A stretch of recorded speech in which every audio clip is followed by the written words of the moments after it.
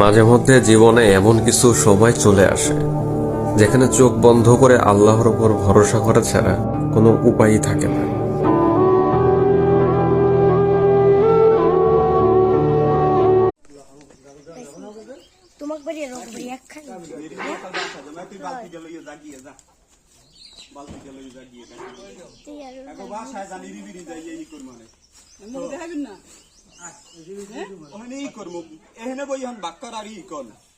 পরিষ্কার করার জায়গা